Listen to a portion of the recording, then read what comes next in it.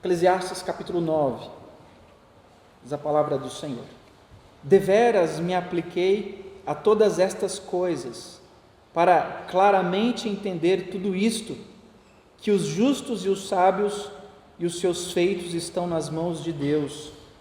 E se é amor ou se é ódio que está à sua espera, não se sabe o homem.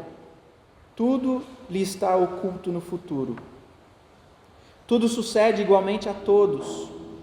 O mesmo sucede ao justo e ao perverso, ao bom, ao puro e ao impuro, tanto ao que sacrifica como ao que não sacrifica, ao bom como ao pecador, ao que jura como ao que teme o juramento. Este é o mal que há em tudo quanto se faz debaixo do sol. A todos sucede o mesmo. Também o coração dos homens está cheio de maldade. Nele há desvarios enquanto vivem, depois rumo aos mortos. Para aqueles que estão entre os vivos, há esperança, porque mais vale um cão vivo do que um leão morto. Porque os vivos sabem que hão de morrer, mas os mortos não sabem coisa nenhuma, nem tampouco terão eles recompensa, porque a sua memória jaz no esquecimento. Amor, ódio e inveja para eles já pereceram. Para sempre não têm eles parte em coisa alguma do que se faz debaixo do sol. Vai, pois, come com alegria o teu pão, bebe gostosamente o teu vinho, pois Deus já de antemão se agrada das tuas obras. Em todo tempo sejam alvas as tuas vestes, e jamais falte o óleo sobre a tua cabeça. Goza a vida com a mulher que amas, todos os dias da tua vida fugaz, os quais Deus te deu debaixo do sol. Porque esta é a tua porção nesta vida, pelo trabalho com que te afadigaste debaixo do sol. Tudo quanto te vier à mão para fazer, faze-o conforme as tuas forças, porque no além para onde tu vais, não há obra, nem projetos, nem conhecimento, nem sabedoria alguma. Vi ainda debaixo do sol que não é dos ligeiros o prêmio, nem dos valentes a vitória, nem tampouco dos sábios o pão nem ainda dos prudentes a riqueza, nem dos inteligentes o favor, porém tudo depende do tempo e do acaso. Pois o homem não sabe a sua hora. Como os peixes que se apanham com rede traiçoeira e como os passarinhos que se prendem com laço, assim se enredam também os filhos dos homens no tempo da calamidade, quando cai de repente sobre eles. Também vi este exemplo de sabedoria debaixo do sol, que foi para mim grande. Houve uma pequena cidade em que havia poucos homens. Veio contra ela um grande rei, sitiou-a e levantou contra ela grandes baluartes. Encontrou-se nela um homem pobre, porém sábio, que livrou pela sua sabedoria, contudo ninguém se lembrou mais daquele pobre. Então disse eu: melhor é a sabedoria do que a força, ainda que a sabedoria do pobre é desprezada e as suas palavras não são ouvidas.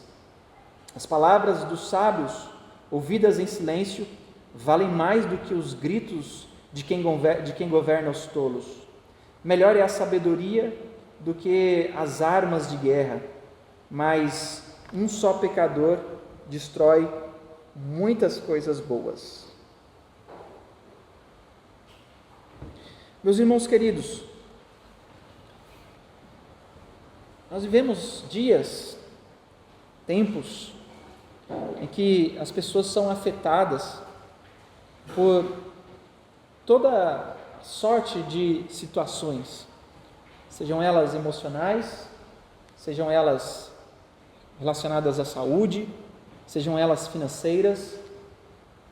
Todas essas situações que chegam na vida de qualquer ser mortal que habita neste mundo caído, acaba gerando nele problemas, acaba gerando problemas psicológicos, problemas emocionais, desânimo e assim por diante. Desânimos estes que às vezes impedem até os próprios crentes de buscar a presença do Senhor. Desânimos estes que às vezes faz com que as pessoas que mesmo indo à igreja cultuar a Deus, elas vão sem alegria, estão tomadas pelos problemas, estão tomadas pelas preocupações, que elas não encontram alegria. Elas vivem ansiosas com relação ao futuro, com relação a aquilo que o futuro pode lhe trazer. Outros estão preocupados, ansiosos com saúde, outros com economia, outros estão preocupados com a morte. A ansiedade, meus irmãos, que toma conta de muitas pessoas nos dias de hoje, tem matado a alegria que a vida pode dar. Isso é tão verdadeiro nos nossos dias quanto foi no dia do pregador, no dia do correlete, daquele que escreveu e que está ali falando no livro de Eclesiastes. Nos capítulos 7 e 8, meus irmãos, o pregador, o autor do livro, aquele que fala aqui, ele lida com questões, ele lida com perguntas, com questionamentos de por que coisas ruins acontecem com pessoas boas e por que coisas boas acontecem com pessoas ruins. Esse é o questionamento que ele faz nos capítulos 7 e 8. E ele termina o capítulo 8 com uma conclusão, entendendo que ninguém pode compreender toda a obra de Deus. E então ele começa o capítulo 9 dizendo, todas estas coisas, isto é, que o justo às vezes sofre, enquanto que o ímpio prospera, e que nós não conseguimos de fato entender os caminhos de Deus. Este foi o grande questionamento do salmista, quando ele olhava para os ímpios e via os ímpios prosperando, e via eles não tendo nenhum problema de saúde, tendo todos os recursos que eles poderiam ter, tendo tudo aquilo que o dinheiro poderia lhe dar. E aí o salmista, ele olha para toda aquela situação e ele sente uma certa inveja em seu coração, um certo desejo de possuir aquelas coisas, até que ele se coloca na presença do Senhor no templo, e ele então, olhando para a presença do Senhor, olhando para o Senhor, ele atina para o fim daquelas pessoas e ele diz, por causa de onde os meus olhos estavam colocados, eu quase me resvalei os pés. Mas a verdade é, meus irmãos, que nós não sabemos a obra de Deus, nós não podemos compreender os planos, os mistérios daquilo que Deus faz. E aqui o autor então ele diz, deveras me apliquei a todas estas coisas para claramente entender tudo isto, que os justos e os sábios e os seus feitos estão nas mãos de Deus, e se é amor ou se é ódio que está à sua espera, não se sabe o homem. Mas, meus irmãos, não importa o quanto nós sofremos neste mundo, ou não importa o quanto existem sofrimentos neste mundo, os sábios e os seus feitos estarão sempre nas mãos de Deus. E os sábios aqui entendam por aqueles que temem a Deus, aqueles que buscam a Deus, aqueles que andam na presença de Deus. Mas a grande verdade é que o mal atinge todas as pessoas. O mal atinge tanto os crentes quanto os não crentes, tanto os bons quanto os maus, tanto aqueles que vivem na presença de Deus quanto aqueles que não vivem na presença de Deus. Mas nós precisamos sempre entender e saber que ainda que este mal vem sobre todos, ele não está fora do controle de Deus. Ele está sempre diante do controle de Deus. Deus governa os maus desígnios. Deus governa as circunstâncias boas e Deus governa as circunstâncias ruins.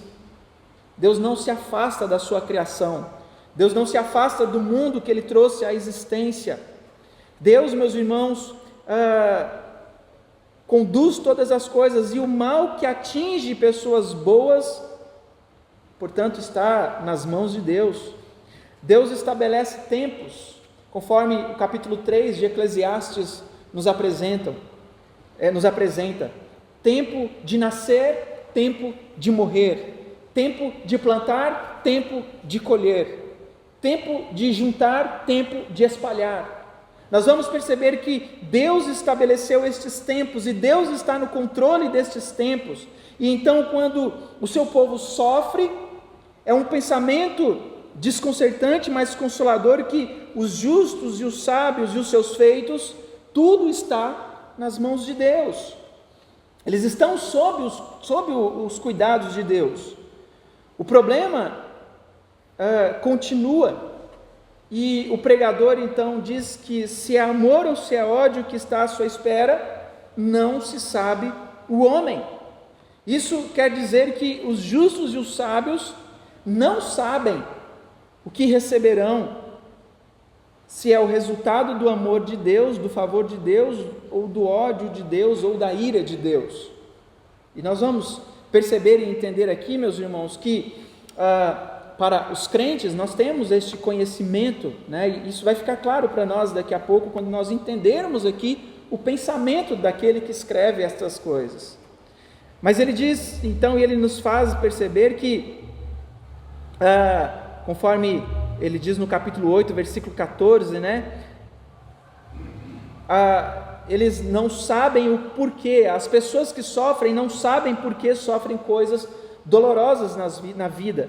Às vezes sofrem terrivelmente, como ele mesmo diz aqui no versículo 14 do capítulo 8, quando ele diz: ainda há outra vaidade sobre a terra, justos a quem sucede segundo as obras dos perversos, e perversos a quem sucede segundo as obras dos justos.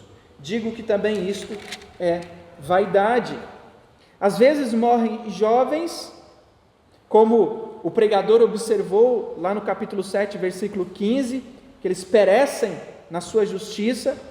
E olhando para o que nós experimentamos na vida, meus irmãos, não podemos dizer se Deus nos ama ou se Deus está irado conosco.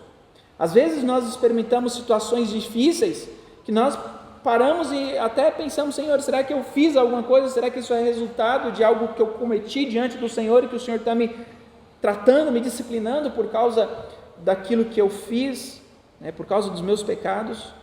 Mas o pregador continua aqui no final do versículo 1 dizendo: tudo que os confronta é vaidade, e estas coisas não faz sentido.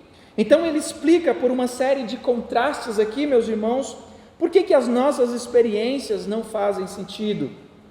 E porque tudo que acontece neste mundo acontece igualmente a todos. A morte sucede ao justo e ao perverso, ao bom, ao puro e ao impuro, tanto ao que sacrifica quanto ao que não sacrifica, ao bom como ao pecador, ao que jura como ao que teme o juramento. Tudo sucede igualmente a todos. Esse grande inimigo, a morte, ela captura todas as pessoas, sejam elas boas, sejam elas más, morais ou imorais, religiosos ou não, todos morrem da mesma forma, todos voltam ao pó, todos voltam à terra de onde vieram. No versículo 3, o pregador então diz: este é o mal que há em tudo quanto se faz debaixo do sol, a todos sucede o mesmo. Não é mal que as pessoas boas e pessoas más sofram tragédia de morte? Podemos sentir a sua afronta, mas o pregador acrescenta: também o coração dos homens está cheio de maldade, nele há desvarios enquanto vivem, depois rumo aos mortos. quando ele diz que também o coração dos homens está cheio de maldade, ele está dando uma razão pela qual todos morrem. Ele pode aqui estar pensando na observação de Deus ao enviar, por exemplo, o dilúvio. Viu Deus a maldade do homem, que a maldade do homem havia se multiplicado na terra, que era continuamente mal o desígnio do coração de todas aquelas pessoas ali. Como o Senhor viu que o coração do homem estava cheio de maldade, ele diz: farei desaparecer da terra o homem que criei. Então, talvez o pregador aqui esteja pensando em algo ocorrido antes, ali, naquele momento do dilúvio, ou algo antes do momento do dilúvio, como, por exemplo, ali, algo que aconteceu no Éden, no jardim no Éden, no paraíso, onde Deus deu apenas um mandamento a Adão: da árvore do conhecimento do bem e do mal não comerás, porque no dia em que dela comer, certamente morrerás. Adão e Eva desobedeceram ao mandamento de Deus e a morte veio. E aí o Senhor Deus diz: és pó e ao pó tornarás. Como todos nós herdamos essa disposição de desobedecer a Deus, todos nós merecemos morrer. Os chamados justos aqui e os ímpios merecem morrer. O pregador diz: nele há desvarios enquanto vivem, é loucura desafiar o Deus Criador. Depois, rumo aos mortos. A vida de todas as pessoas, meus irmãos, será eliminada. Eles vão para o mundo dos mortos.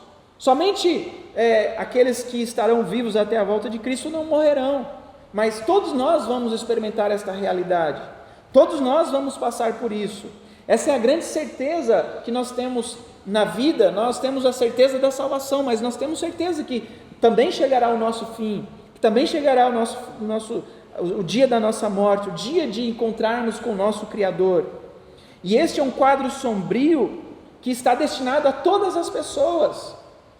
Não obstante, meus irmãos, ainda que todos nós vamos morrer um dia, há vantagens em estar vivo.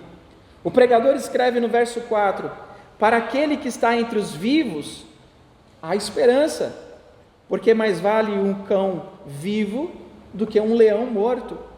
Os vivos têm esperança de que possam experimentar um pouco de alegria, da alegria que o pregador aqui fala.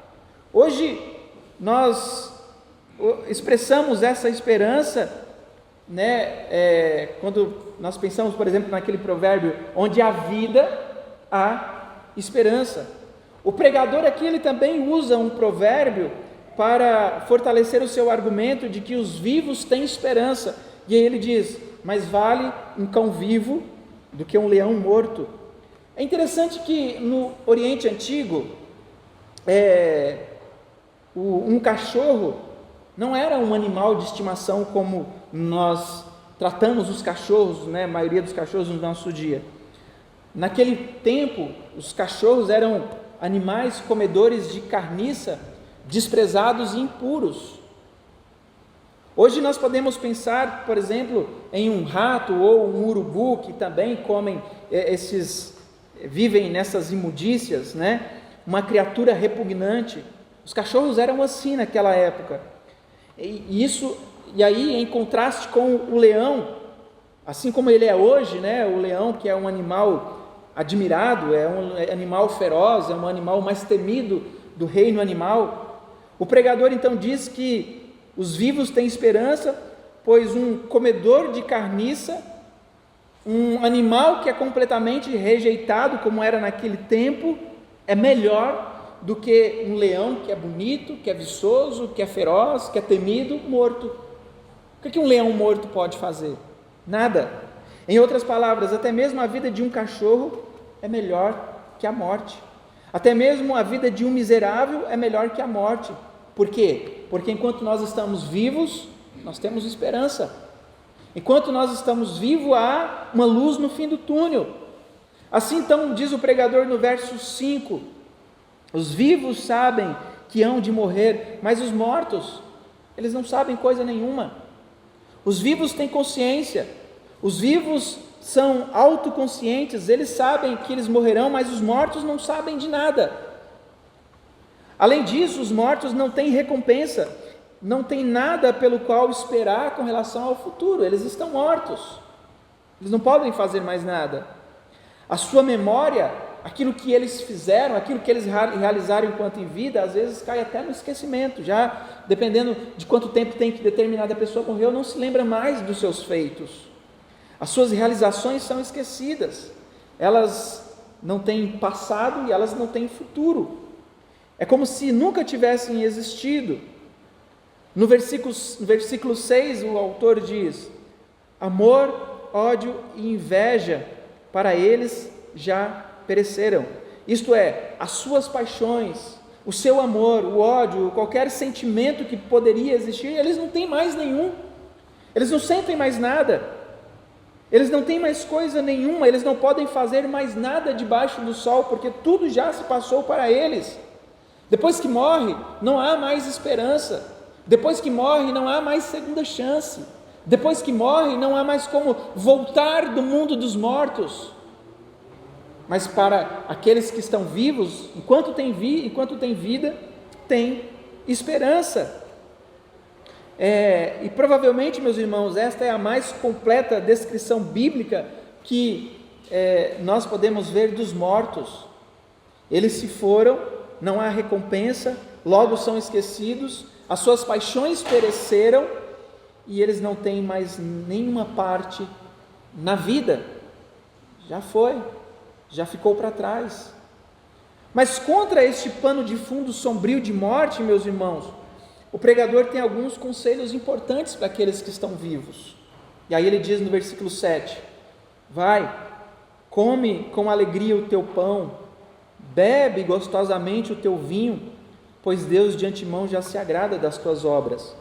O pregador aqui nos encoraja antes a desfrutar, enquanto nós temos vida, desfrutar desta vida que Deus nos dá. Desfrutar da saúde, desfrutar dos recursos, desfrutar de tudo aquilo que nós podemos adquirir. Nós não podemos, meus irmãos, desperdiçar nem sequer um dia. E ele expressa a urgência, colocando o seu conselho na forma de ordens. Ele diz: vai, come, bebe, se alegre, faça isso. A primeira ordem é: vai, é um chamado para despertar. Ele diz: não há tempo a perder. Nós vivemos, meus irmãos,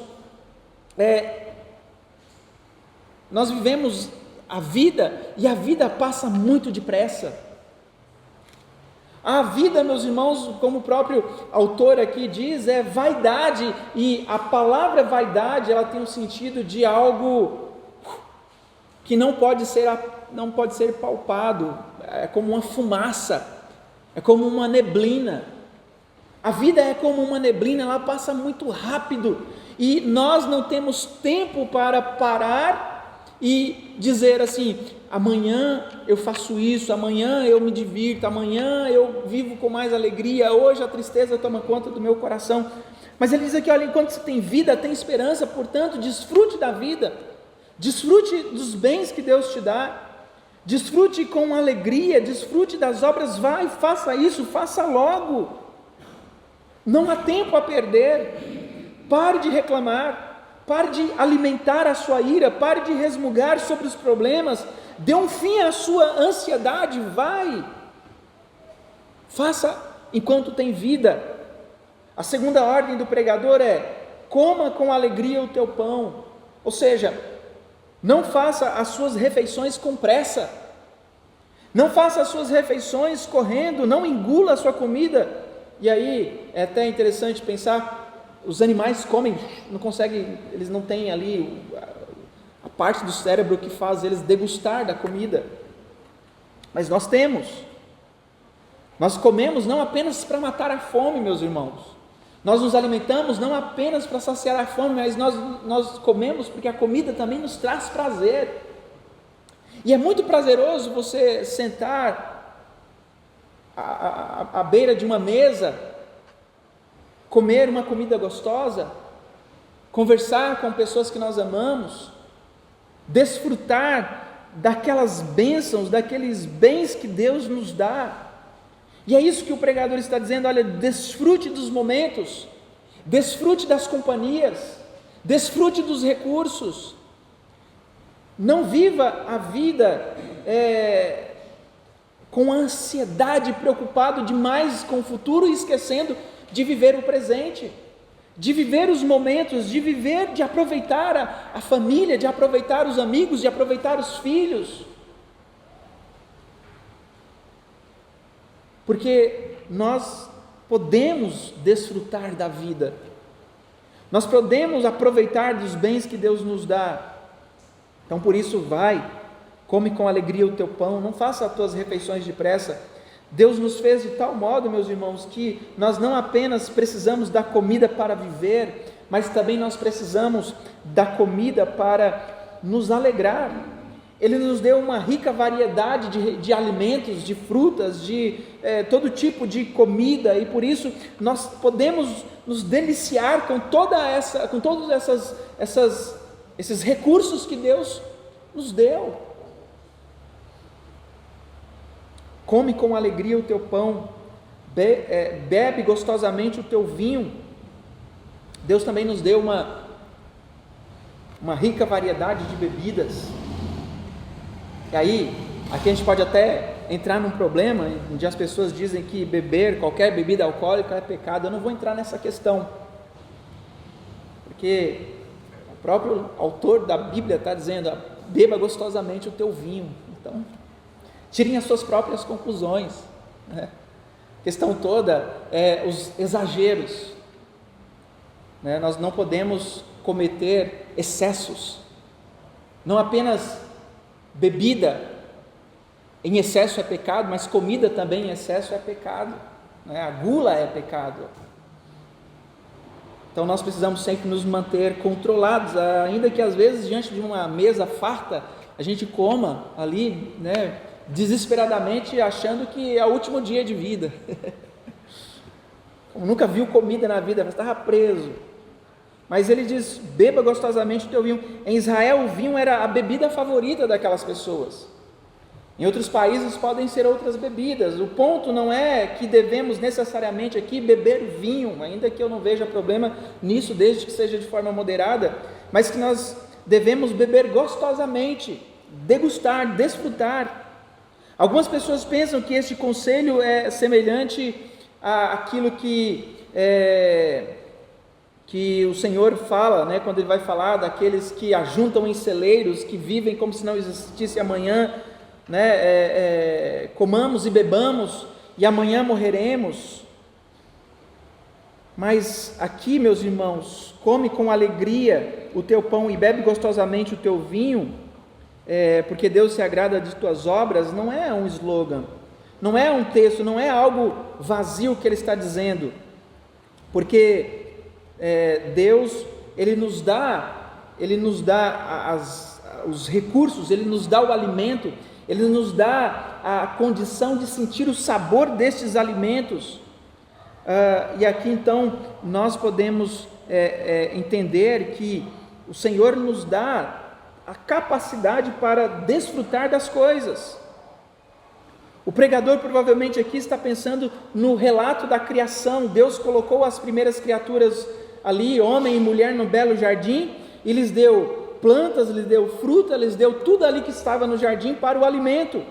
Em outras palavras, Deus não apenas criou os seres humanos com a necessidade de alimento, mas Deus deu o alimento com uma grande variedade, e essa grande variedade de alimento serve não apenas para alimentar o homem, mas também para trazer prazer àquele que come. O Salmo 104:15 afirma: o Senhor dá o vinho que alegra o coração do homem, o azeite que lhe dá brilho ao rosto e o alimento que lhe sustém as forças. Assim, se temos prazer então em nosso Deus, Ele aprova o alimento. Deus tem prazer quando nós temos prazer nas suas provisões, quando nós temos prazer naquilo que Ele nos concede, não agindo como muitas pessoas pensam por aí, né? de forma displicente ou sem conhecimento das Escrituras, mas desfrutando de toda esta gama de comida, bebida, tudo que o Senhor nos concede, para que isso traga alegria e prazer aos nossos corações, porque Deus nos dá tudo. E o pregador então continua no versículo 8: em todo tempo sejam alvas as tuas vestes, e jamais falte o óleo sobre a tua cabeça. Em um clima quente, meus irmãos, as vestes brancas refletiam a luz do sol e o óleo impedia o ressecamento da pele. E aqui vestes brancas e óleo simbolizam alegria. Quando as pessoas estão aflitas, quando elas demonstravam isso, elas usavam sacos de cinza. Quando elas estavam tristes, elas usavam sacos de cinza, sacos, e colocavam cinza na cabeça. Quando elas estavam alegres, elas usavam roupas brancas e colocavam óleo, passavam óleo sobre a cabeça. Em nossa cultura, nós podemos demonstrar alegria quando nós vestimos bem, quando nós nos penteamos, quando nós usamos roupas aí bonitas, coloridas, quando nós andamos alegres cantando, nós demonstramos alegria. No verso 9, o pregador se torna mais específico. Ele diz: goza a vida com a mulher que amas todos os dias da tua vida fugaz, os quais Deus te deu debaixo do sol, porque esta é a tua porção nesta vida, pelo trabalho que te afadigaste debaixo do sol. Desfrute dos teus bens, desfrute dos teus recursos com quem amas, com quem Deus te deu. Se alegre das provisões de Deus, se alegre com aqueles que estão ao redor da tua mesa. Goza a vida com a mulher que amas. E novamente o pregador aqui, ele pode estar, ao escrever isso aqui, pensando no jardim do Éden, quando Deus fez a mulher como uma companheira para o homem, para a intimidade mútua, para se tornarem uma só carne, para que eles pudessem se alegrar um com o outro. Sempre houve então dentro da tradição cristã, meus irmãos, esse pensamento de que o prazer, o relacionamento entre um homem e uma mulher, de forma correta, de forma bíblica, é errado. Mas não, Deus deu o homem para a mulher e a mulher para o homem, para que os dois pudessem casar, se tornarem uma só carne, e um completar o outro, um se alegrar com o outro, um desfrutar da presença do outro, um poder ter prazer no outro, desfrutando dos recursos, desfrutando dos bens que Deus concede, porque isso é agradável a Deus, porque isso é bom. E aí nós precisamos sempre lembrar que Ele está dizendo isso naquele pensamento de que enquanto nós temos vida, nós temos esperança, de enquanto nós temos vida, nós podemos desfrutar da vida, nós podemos desfrutar de tudo aquilo que Deus nos dá, nós podemos viver de forma alegre. E meus irmãos, nós vivemos tempos em que as pessoas acham que ser crente não é se alegrar com as coisas, que os crentes eles têm sempre que andar de cara fechada, que eles não podem dar risada de nada, que eles não podem rir das suas próprias situações engraçadas, que eles não podem desfrutar dos prazeres que Deus dá. Mas ser crente é desfrutar de todas as bênçãos de Deus, é se alegrar com a pessoa que Deus nos deu, é se alegrar com os filhos, é cantar, é brincar, é correr na chuva, é jogar bola, é brincar, é desfrutar da saúde. Quantos pais, quantas pessoas hoje que gostariam demais de poder correr na chuva com o filho e não pode porque tem um problema sério de saúde, não pode sair na chuva ou não pode correr. As pessoas elas deixam passar momentos em que não voltam mais. Os nossos filhos são pequenos e nós precisamos aproveitar cada momento que nós temos com eles de acordo com a idade que eles têm.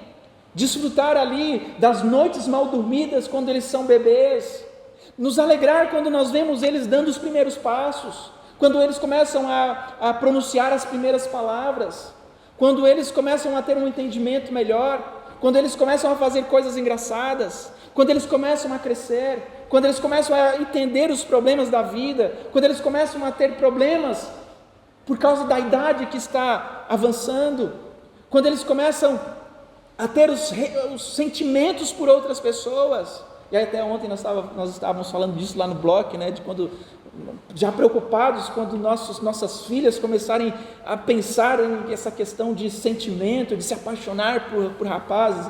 A minha carabina já está lá preparada para quando esse tempo chegar, guardada atrás da porta. Mas nossos filhos, meus irmãos, nós precisamos aproveitar cada fase da vida deles. Nós precisamos aproveitar os momentos de família, os momentos com os amigos, os momentos que nós temos com a esposa e a esposa com o marido. O pregador então acrescenta aqui mais uma ordem no verso 10: tudo quanto vier à tua mão para fazer, faze-o conforme as tuas forças, porque no além para onde tu vais, não há obra, nem projetos, nem conhecimento, nem sabedoria algum. Ou seja, se Deus colocou algo na sua mão para fazer, faça de acordo com as suas forças. Parli se dispôs a fazer uma bela cruz para a gente, para colocar aqui, né, tirar essa de luz e colocar uma de madeira. E aí eu cheguei hoje, vi aquele negócio em cima da mesa ali, meus olhos brilharam assim, eu olhei a beleza, o cuidado, o zelo que o nosso querido presbítero teve em fazer algo bonito para colocarmos aqui. Ele fez com as forças que Deus deu a ele para fazer.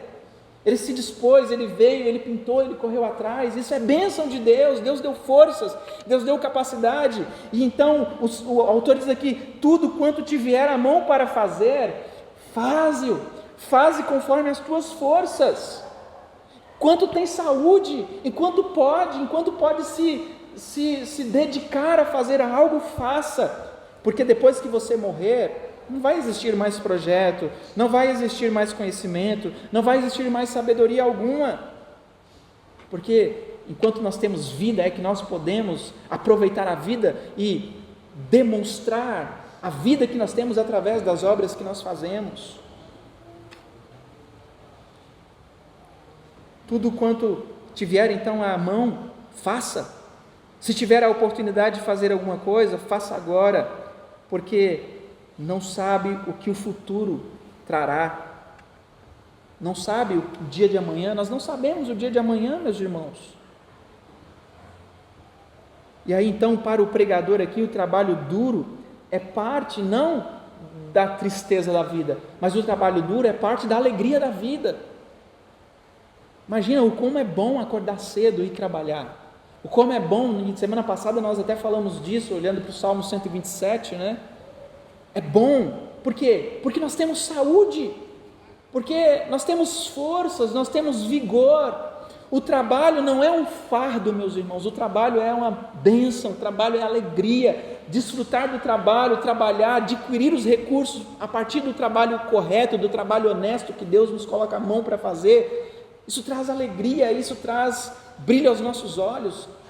Como homens, né, nós somos chamados ao trabalho, a pegar no batente, a pegar no pesado, a acordar cedo, chegar em casa tarde, trabalhar, e isso dignifica o homem. Não importa se o trabalho é honesto, se o trabalho é correto, se o trabalho é certo, não importa o que você vai fazer, não importa se, como o seu Jefferson, já acorda 3 horas da manhã para ir lá para Silviano Brandão puxar uma carretinha com papel, é digno, é bênção. Ele faz isso porque ele tem saúde, porque Deus lhe dá recursos.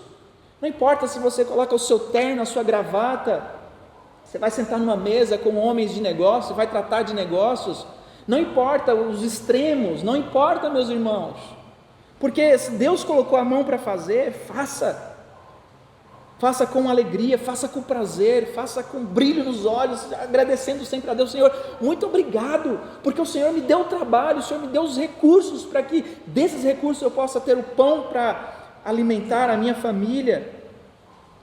E portanto, meus irmãos, diante da certeza da morte, o pregador nos orienta: come com alegria o teu pão, bebe gostosamente o teu vinho, goza a vida com a mulher que amas, e tudo quanto te vier à mão para fazer, faça conforme as tuas forças. Nos versos 11 e 12, então, ele passa a tratar das imprevisibilidades da vida e da morte. A vida debaixo do sol, que não é dos ligeiros o prêmio, nem dos valentes a vitória, nem tampouco dos sábios o pão, nem tampouco dos sábios o pão, nem ainda dos prudentes a riqueza, nem dos inteligentes o favor, porém tudo depende do tempo e do ocaso. Ele aqui observa a vida e como a vida é imprevisível. É de se esperar que uma corrida seja vencida pelos ligeiros, pelos rápidos, pelos velozes. Mas o pregador aqui escreve: não é dos ligeiros o prêmio. O prêmio não é daqueles que correm mais, porque coisas inesperadas podem acontecer com aqueles que são mais ligeiros. A pessoa mais rápida em uma corrida, ela pode tropeçar ou ter um problema muscular, ou se for um carro, pode bater o carro. Nós nos lembramos com muita saudade quando nós tínhamos prazer de assistir a Fórmula 1, ainda acordávamos, se podiam, no domingo. Eu não era crente nessa época, era menino, lembro, morava perto do autódromo de Interlagos, lá em São Paulo. Acordava com o barulho daqueles carros no ouvido, e aí eu lembro da corrida que o Ayrton Senna fez no autódromo de Interlagos, ouvindo o barulho de casa do carro dele, e quando ele foi campeão ali em Interlagos, uma festa, uma alegria.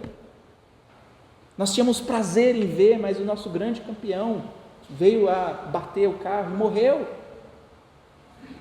Às vezes os velozes, aqueles que correm melhor, não alcançam, não chegam no final da corrida, por causa da imprevisibilidade da vida. A vida é imprevisível.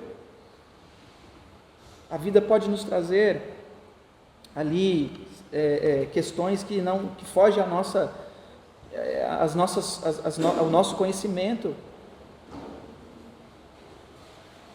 A pessoa mais rápida, então, em uma corrida, ela pode tropeçar, ela pode ter um problema, ela pode falhar. Não é dos ligeiros o prêmio. O pregador aqui oferece um segundo exemplo. Não é dos valentes a vitória. Golias era o grande, era forte. Ele tinha vencido muitas batalhas para os filisteus, mas ele desafiou Israel a enviar um soldado mais forte para derrotá-lo. Mas ao invés de Deus ali, como sendo o Deus de Israel, enviar um soldado mais forte, do tamanho de Golias, quem que Deus enviou? O pequenininho Davi. Golias olhou para Davi e falou assim: mas vai ser fichinha, vai ser fácil derrotar esse menino, um pastorzinho de ovelhas, sem armadura, sem espada, sem nada, somente uma funda, um tipo de estilingue e algumas pedras. Mas com a força que Deus deu, Davi atingiu Golias na testa, e o poderoso Golias morreu. Portanto, a batalha que é vencida, ela é vencida nem sempre pelos fortes, não são sempre os fortes que vencem batalhas, há exceções, porque a vida é imprevisível. Desses exemplos, meus irmãos, de proezas físicas, o pregador então passa a 3 exemplos de superioridade intelectual, que ele diz, nem tampouco dos sábios o pão, nem ainda dos prudentes a riqueza, nem dos inteligentes o favor. Os sábios podiam ser artesãos ou professores, podiam ser pessoas que tivessem ali capacidade intelectual para fazer algo. Provérbios 3,16 comenta sobre a sabedoria. Ela diz: ao alongar-se da vida, o alongar-se da vida está na sua mão direita, e na sua mão esquerda riqueza e honra. Mas há exceções, porque a vida é imprevisível, porque nem sempre é dos prudentes a riqueza. É de se esperar que os prudentes, isto é, os habilidosos, aqueles que são empreendedores, se tornem ricos. Mas há exceções, nem todos aqui, esses que empreendem, nem todos esses inteligentes podem alcançar aquilo que eles desejam. Espera-se que sempre uma pessoa inteligente alcance alguma coisa, mas sempre há exceções. Por que há tantas exceções nessas realidades? Nós sempre esperamos que o ligeiro vença, que o mais veloz vença, que o valente vença, que os sábios tenham mais recursos, os professores tenham melhores salários, que os empreendedores sejam mais prudentes e ricos, que as pessoas inteligentes sejam mais apreciadas. Por que, meus irmãos, diante dessa gama de exemplos aqui, há exceções? Nem sempre essas pessoas são aquilo que elas demonstram ser. E o pregador então responde no versículo 11, dizendo: tudo depende do tempo e do ocaso. O problema é o tempo e o ocaso. Por quê? Porque nós não temos controle total do nosso destino, porque nós não temos controle total da nossa vida, porque a vida foge das nossas mãos. E aí o pregador continua no versículo 11 dizendo: o homem não sabe a sua hora, como os peixes que se apanham com a rede traiçoeira e como os passarinhos que se prendem com o laço, assim se arredam também os filhos dos homens. Homens no tempo e na calamidade, quando cai de repente sobre eles essa calamidade, quando o tempo avança sobre eles, não somente a vida é imprevisível, mas a morte também é imprevisível. E o pregador então associa esse tempo de desastre a peixes apanhados na rede. Eles são ali apanhados sorrateiramente, inesperadamente. No Oriente Antigo, os pescadores geralmente usavam redes, redes redondas, né, para pegar os seus peixes, e dos seus barcos ou em pé na água eles jogavam as suas redes, e ali eles tiravam muitos peixes de dentro da água. Um tempo de desastre para aqueles peixes que eram apanhados. O tempo de desastre também é como os passarinhos que se prendem no laço. Um laço simples consiste em um laço que é fixado no chão, não sei se, eu lembro que na minha época de criança a gente saía para o mato e fazia arapuca para pegar passarinho, pegava aqueles visgos da árvore, aquela sirigueira, né, e rolava no pauzinho, o passarinho subia ali e ficava com as patinhas grudadas, ou fazia aquelas arapucas, armava a arapuca para pegar os passarinhos. E aí a vida é como uma arapuca, né? É como um passarinho que é apanhado no laço, um laço simples que consiste em tirar ali a vida, né? Servir de armadilha para aquele passarinho. Então, como peixes que se apanham na rede traiçoeira e como passarinhos que se prendem com laço, assim se enredam também os filhos dos homens no tempo da calamidade, quando cai de repente sobre eles. E aí o autor aqui está dizendo que de repente a morte pode nos alcançar, de repente a rede pode cair sobre nós, de repente nós somos pegos pelo laço e a vida termina. Como nós não temos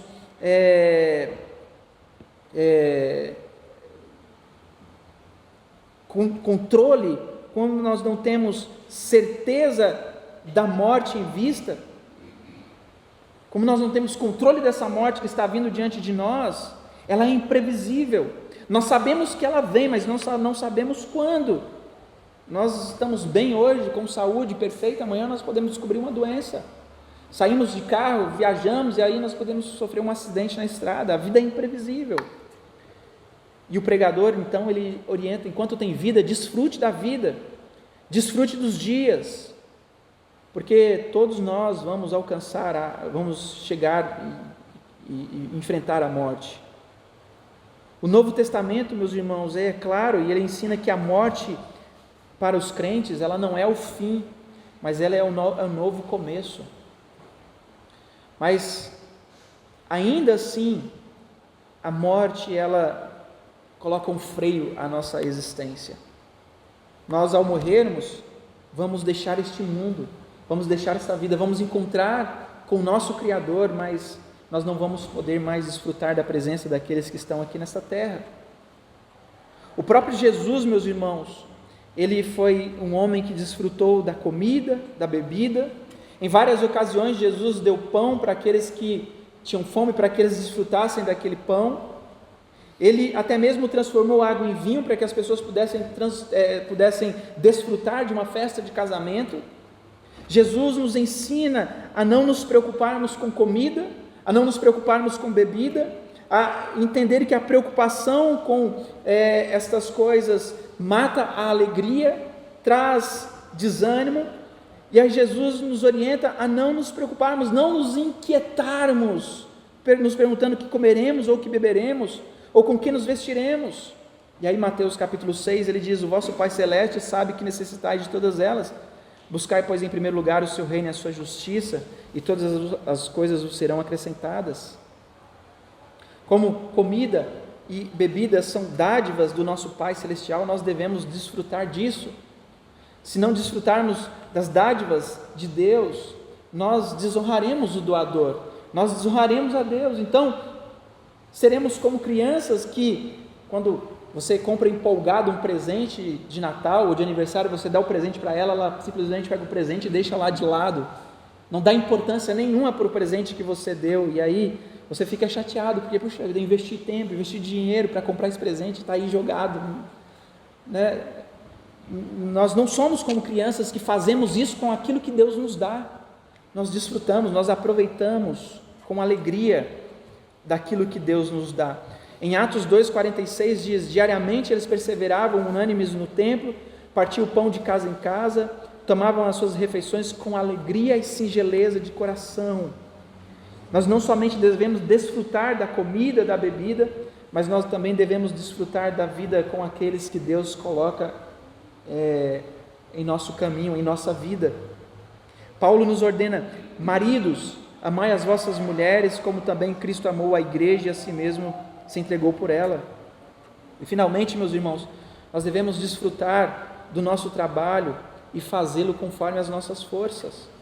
O pregador aqui nos motivou com disposição, por quê? Porque para o além, para onde nós vamos, não há obra, não há projeto, nós temos que desfrutar de tudo isso que Deus nos dá hoje, mas lembrando sempre, meus irmãos, daquilo que o Senhor diz lá em Eclesiastes capítulo 11, quando Ele diz para o jovem: jovem, goze a tua vida, desfrute dos teus dias, vivam os dias que Deus te dá, aproveite o dia, aproveite tudo que Deus te dá, mas lembre-se que você encontrará e terá que prestar contas ao seu Criador.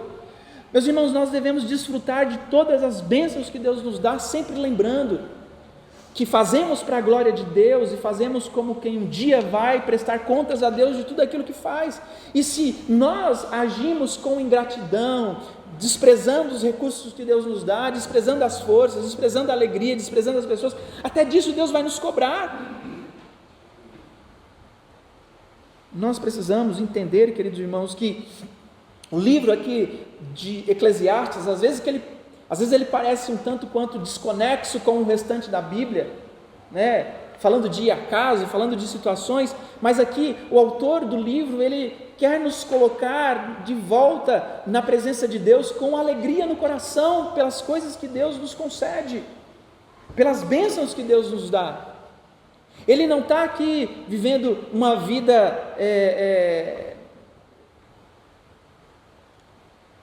de tristeza, dizendo que não existe nada de bom debaixo do sol, né? De que tudo é vaidade, que tudo é passageiro, Ele está falando assim: olha, aproveita tudo que Deus dá, aproveita os recursos que você tem, aproveita a vida, porque de fato a vida é vaidade, a vida é passageira, a vida é efêmera, tudo acaba depressa, a vida passa rápido e nós voamos.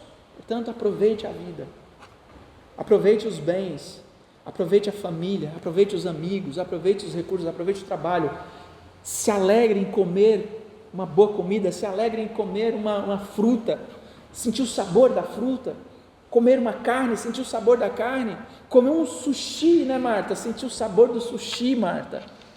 Se alegrar. A Marta gosta muito de sushi, gente. Eu nunca vi a menininha para gostar tanto de sushi quanto a Marta, gosta mais que japonês.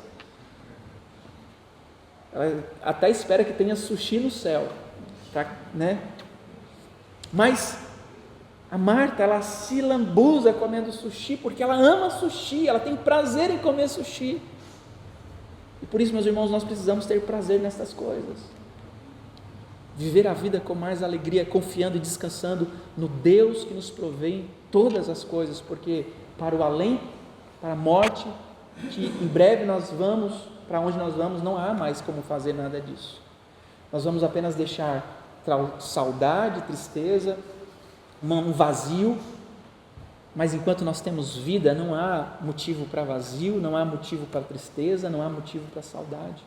O Senhor Jesus, quando esteve com seus discípulos, Ele andou com seus discípulos, Ele ensinou os seus discípulos, Ele aproveitou o tempo com seus discípulos, eles comeram juntos, eles andaram juntos, eles viajaram juntos, eles faziam tudo juntos.